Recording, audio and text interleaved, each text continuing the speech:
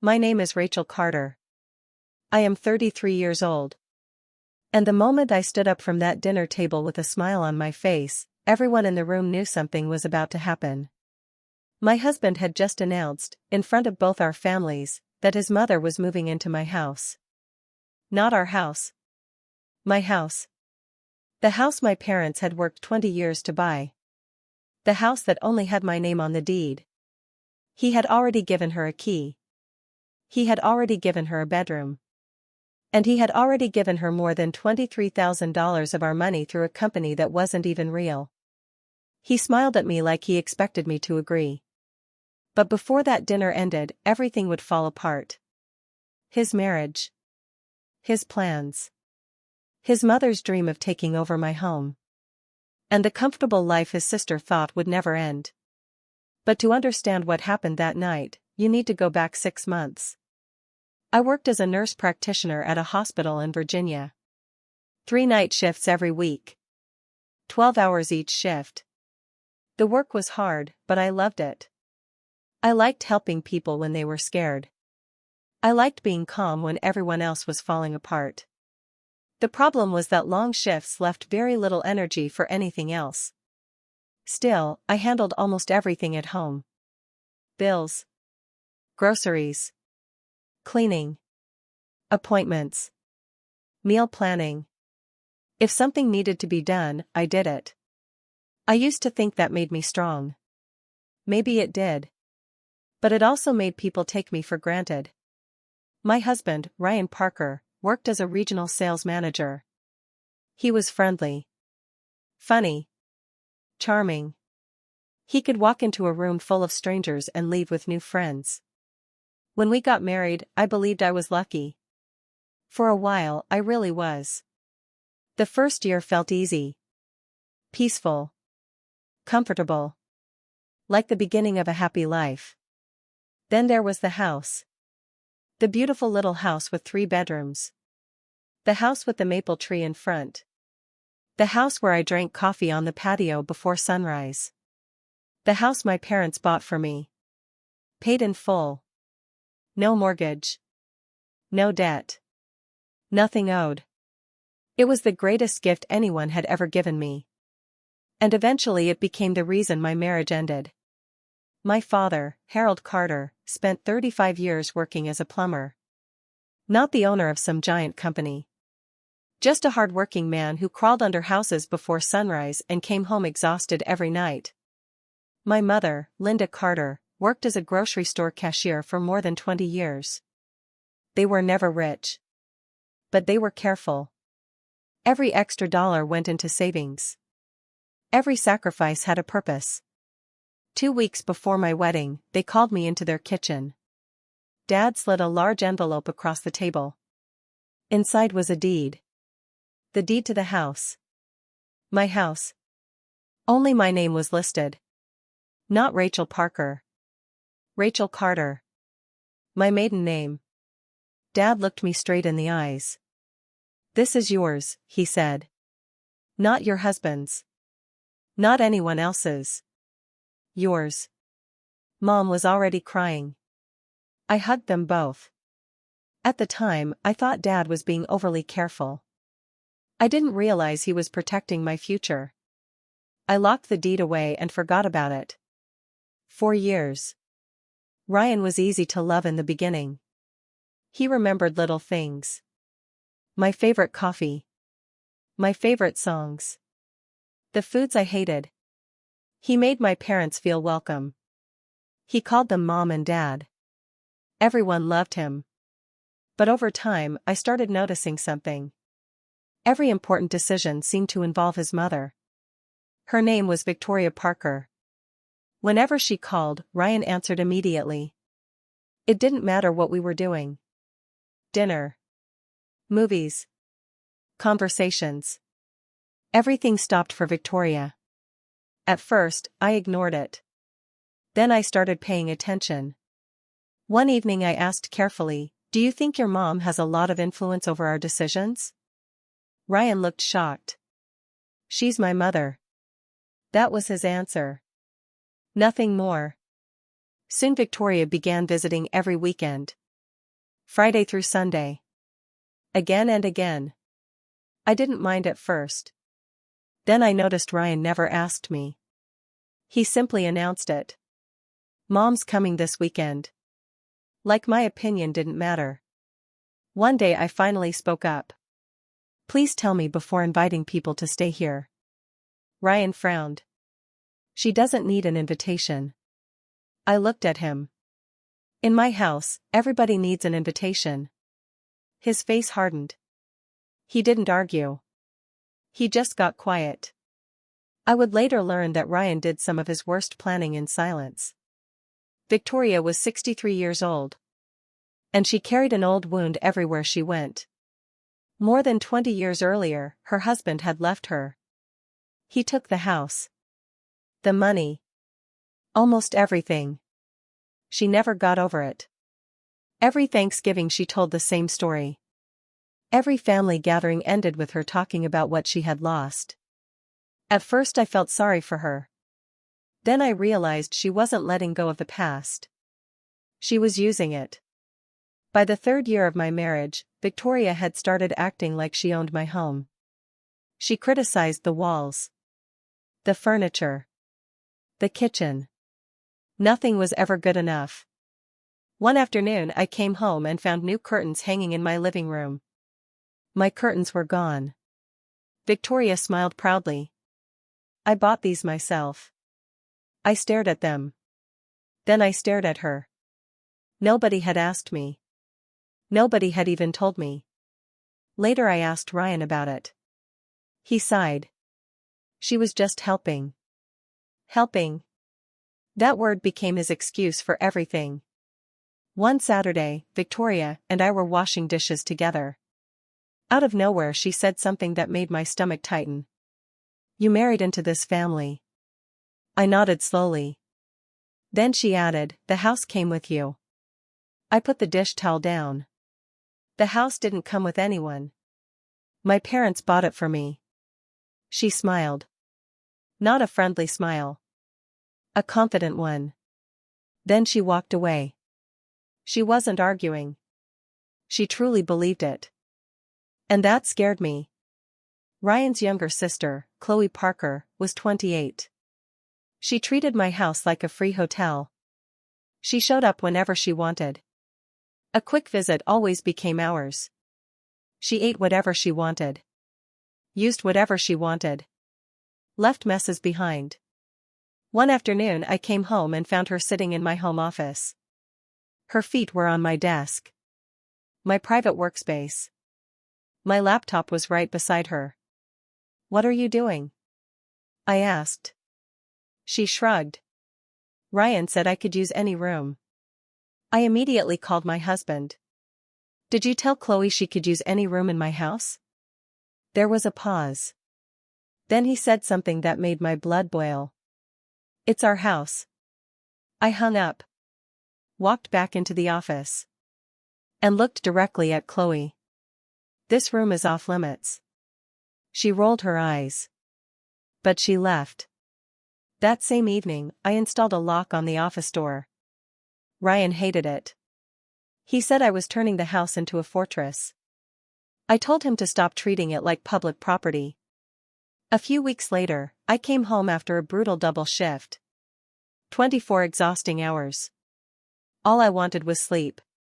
As I walked down the hallway, I stopped. The guest room looked different. New blankets.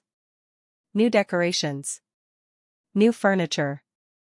And in the closet was a familiar suitcase. Victoria's suitcase. Unpacked. Like she already lived there. I found Ryan in the kitchen. What happened to the guest room? He didn't even look embarrassed. Mom stays over a lot. I made it comfortable. I stared at him. You changed part of my house without asking me. Our house, he corrected. I was exhausted. But I wasn't too tired to answer. The deed says otherwise. His face turned red. For the first time, real anger flashed in his eyes. You sound like a landlord. And you sound like someone who forgot whose name is on the title. He stormed out. That was only the beginning. A few days later I opened the mailbox. Inside was a receipt from a locksmith.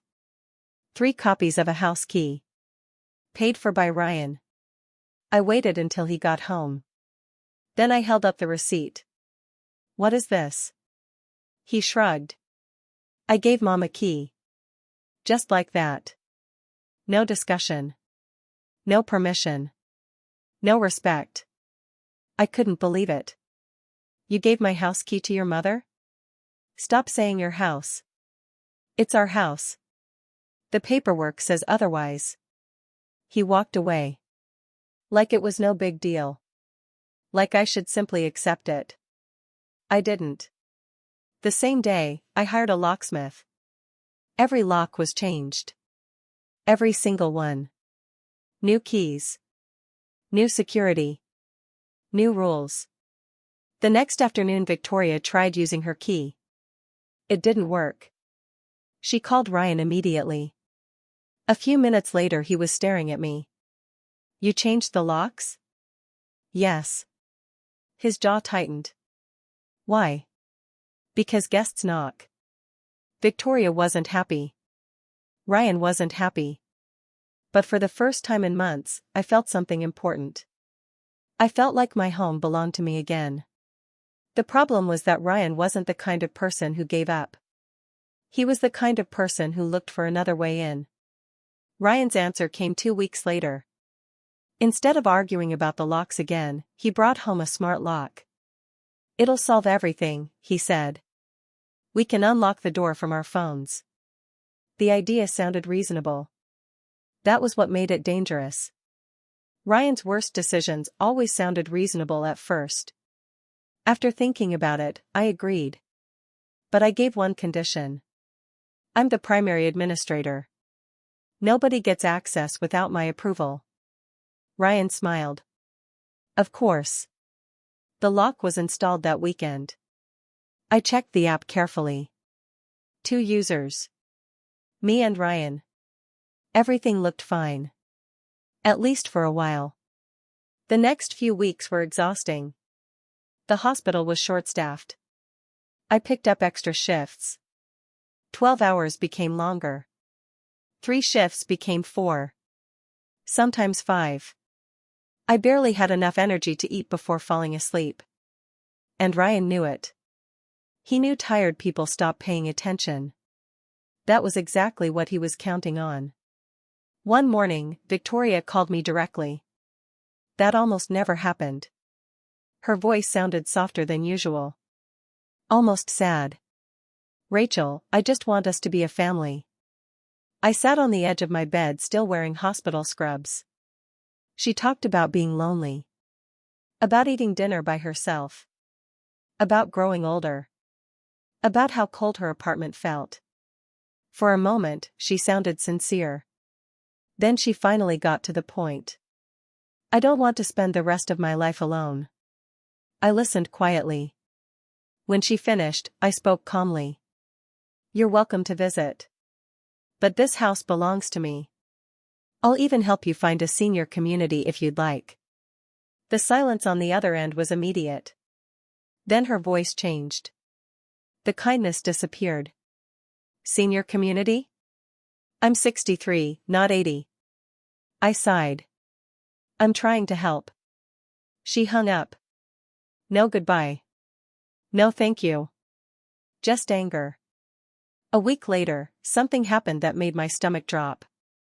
I came home after a night shift. The smell of fresh coffee filled the house. Someone was inside. I stepped into the living room. Chloe was asleep on my couch. Wrapped in one of my blankets. My laptop sat on the coffee table. My refrigerator had clearly been emptied. I stood there in disbelief. Then I opened the smart lock app. The entry log showed exactly who had entered. Chloe Parker. My heart sank. I had never given Chloe access. Never. I called Ryan immediately.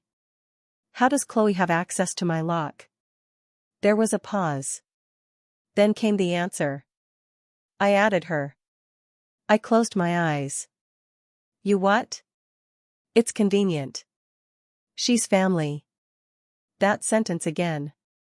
Always family. Always an excuse. Never respect. Standing there in my own living room, I removed Chloe's access. Immediately. Then I looked at her. You're leaving. She stared at me. Ryan said. I don't care what Ryan said. This is my house. 20 minutes later she was gone. Then I removed Ryan's administrator access too.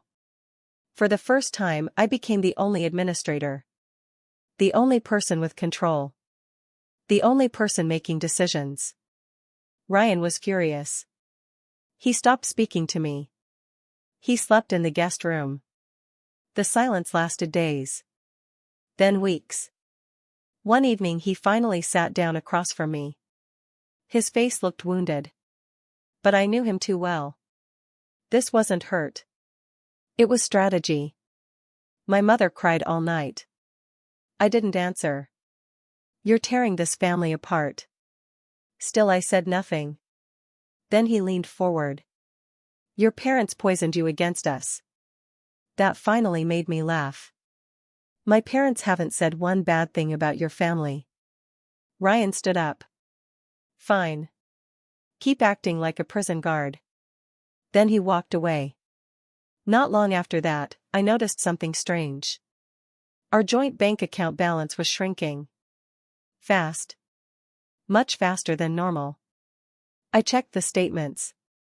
Then checked again. Then a third time. That's when I saw it. Ryan's contributions had stopped. 3 months earlier. No warning. No explanation. Nothing. I confronted him. Where's the money? He looked annoyed. What money? Your share of the bills. He shrugged. I've been helping Mom. My stomach tightened. How much help? He looked away. A little. The numbers said otherwise. More than $5,000 had disappeared. And Ryan was lying. I could see it in his face. The next morning I sat at my kitchen table with coffee and bank statements. I started looking deeper. 40 minutes later I found it. A company called Parker Home Solutions. Thousands of dollars had been paid to it. Again and again. Month after month. Supposedly for repairs. Roof repairs. Floor repairs. Home improvements. But there was one problem. None of those repairs had ever happened. I searched the company online. Nothing. No website. No customers. No reviews. Just one registration. Owner, Ryan Parker. I stared at the screen. My heart was pounding. Something was very wrong. That night I said nothing. I cooked dinner. Smiled. Acted normal. Ryan never suspected a thing. Later, after he fell asleep, I searched for divorce attorneys. Not because I wanted revenge. Because I wanted answers. 3 days later I found them. Ryan kept documents locked inside a desk drawer. Years ago he had given me a spare key. He forgot. I didn't. When he left town for work, I opened the drawer. Inside were company papers. Bank records. And one statement that changed everything. The account belonged to Victoria. The balance was over $19,000. Every month deposits appeared. Exactly matching the fake invoices. I checked every number. Again. And again. $23,400. All transferred from our joint account. Every cent. My hands trembled. Not from fear. From betrayal. The people living off my kindness had been stealing from me. 4 months. I photographed everything. Every page. Every record. Every statement. Then I carefully put everything back exactly where I found it. When I got to work that day, I sat in my car for several minutes. Trying to breathe. Trying to think. Trying not to cry. That was the moment my marriage ended. Even if Ryan didn't know it yet. The next day I met a lawyer. Her name was Emily Reed. She reviewed every document carefully. Then she looked up. "The house is yours." I finally breathed again. "Completely yours. The deed protects you." "What about the money?" I asked. Emily's expression hardened. "He created a fake company. He moved marital assets. The records are clear." Then she gave me the name of a forensic accountant. Someone who could trace every dollar. I hired her immediately. For 3 long weeks I stayed quiet. That was the hardest part. Not finding the evidence. Living beside the man who betrayed me. Pretending everything was normal. Watching him smile. Watching him lie. Watching him believe he was getting away with it. Every day felt longer than the last. But I waited. Because I needed the truth completely documented. And I needed one perfect moment. The accountant's report arrived 3 weeks later. It was devastating. Not only had Ryan stolen $23,400, he had also created over $6,000 in secret debt. Furniture. Electronics. Storage rentals. None of it was in my home. The report proved everything. Every dollar. Every transfer. Every lie. Now I was ready. Then Ryan unknowingly handed me the perfect opportunity. One evening he sat down at dinner. "I'd been thinking. I already knew where this was going. My mother's lease ends next month. I want her to move in permanently. Not a question. A decision. Already made." I kept my face calm. "Really?" He nodded. "The guest room is ready." She already started packing. Already packing. Before even asking me. I almost laughed. Instead, I smiled. "Let's discuss it at a family dinner." Ryan's face lit up. He thought he had won. He had no idea what was coming. The next day I called my parents. "Bring the original deed." My father didn't ask questions. He simply said yes. I also met with Emily one final time. She handed me divorce papers. Everything was prepared. All I had to do was tell the truth. Saturday arrived. I spent the entire day cooking. Victoria's favorite meal. Chicken marsala. There was something satisfying about serving a beautiful dinner before destroying someone's plan. Victoria arrived first. Beaming with excitement. Chloe arrived carrying overnight bags. She thought she would be celebrating. My parents arrived quietly. Dad carried the envelope. Mom watched everyone carefully. She already knew something was wrong. Dinner was pleasant. Almost too pleasant. Victoria smiled all evening. Ryan looked happier than he had in months. Chloe talked nonstop. Everyone ate. Everyone laughed. Then the plates were cleared. Coffee was poured. And Ryan stood up. "I have an announcement." The room became silent. Ryan smiled proudly. "Mom is moving in with us permanently." Victoria clasped her hands together. Chloe clapped. Ryan kept going. "We'll give her more space. We'll make her comfortable." Then he looked directly at me. "Right, honey?" Every eye turned toward me. This was the moment. The moment I'd been waiting for. I stood up slowly. And smiled. "I'm glad everyone is here." I reached into my bag. Pulled out a thick folder. And placed it on the table. The room became completely silent. I lifted the deed. "This house belongs to Rachel Carter." My maiden name. Not Rachel Parker. Not Ryan Parker. Just me. Ryan's smile disappeared. Victoria looked confused. I continued.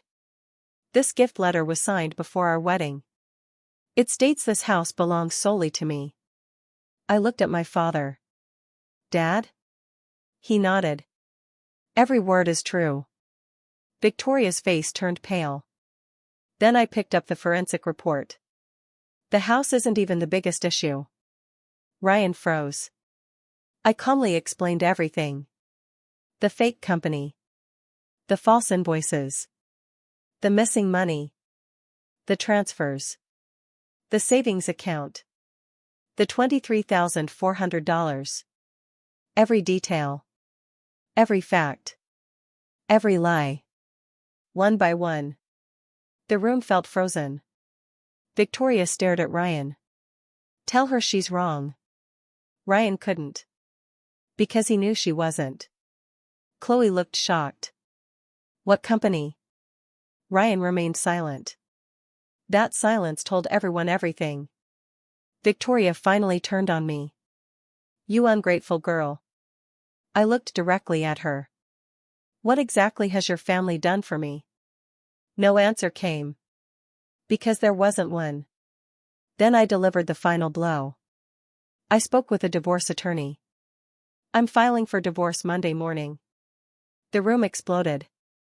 Ryan looked horrified. Victoria looked furious. Chloe looked stunned. My parents remained silent. Watching. Waiting. Supporting me. Ryan tried everything. Excuses. Apologies. Promises. None of it mattered. Trust was gone. Completely gone. You stole from me. You lied to me. You tried to take my home. There is nothing left to fix. For the first time, Ryan had no argument. No charm. No escape. Just consequences. Then I looked directly at Victoria. I know what happened to you years ago. I know you lost your home. And I'm sorry. Her eyes filled with tears. For one brief moment I saw her pain. Real pain. But pain doesn't give someone permission to steal. My parents worked 20 years for this house. You don't get to take it because you lost yours. Victoria slammed her hands on the table. You don't know what it's like to lose everything. I met her gaze. No. Because I refused to let it happen. Ryan suddenly exploded. He grabbed a wine glass and threw it. The glass shattered against the wall. Red wine sprayed everywhere. Nobody moved. Nobody spoke. The silence afterward felt endless. Then I said 4 simple words. It's over, Ryan. Victoria gathered her dishes. Her hands shook so badly she dropped one. The plate shattered on the floor. The sound echoed through the room. She looked at me. You'll regret this. I shook my head. No. I won't. Then I spoke the final words she would ever hear inside my home. A home isn't something you deserve. It's something you earn. Victoria left. Ryan followed. Chloe was already waiting in the car. The front door closed. And suddenly they were gone. The house became silent. For several seconds nobody moved. Then my mother softly asked, "Are you okay?" I finally sat down. My hands were shaking now. Not from fear. From relief. I will be. My father quietly picked up the broken pieces of Victoria's plate. My mother helped him. Neither complained. Neither asked questions. They simply helped. The way they always had. Monday morning the divorce process began. The evidence was overwhelming. Ryan couldn't fight it. The deed protected the house. The financial records proved the theft. The court ordered repayment. Ryan became responsible for the debt. Victoria returned much of the stolen money. The rest was lost. But it didn't matter. I had already won back something more important. My peace. 9 months later the divorce was finalized. I kept the house. I kept my career. I kept my freedom. Ryan moved into Victoria's small apartment. The very future she had tried so hard to escape. The irony wasn't lost on anyone. The first weekend alone felt peaceful. Not lonely. Peaceful. I removed Victoria's decorations. Changed the bedding. Put back my old curtains. Opened my office. Removed every smart lock user except myself. One owner. One administrator. One key. Exactly as it should be. A few days later I planted bright marigolds beside the front walkway. My father's idea. When I finished, I took a picture of the house. The maple tree. The flowers. The porch. Everything. Then I sent it to Dad. With only 3 words. I kept it. An hour later he replied. Good. And that was enough. Because in the end, my parents didn't just give me a house. They taught me something far more valuable. Know what belongs to you. Protect it. And never let guilt, pressure, or manipulation convince you to hand it away. That house was mine before Ryan. It was mine during the marriage. And it was mine after. One dinner. One folder. One truth. And a home that stayed exactly where it belonged.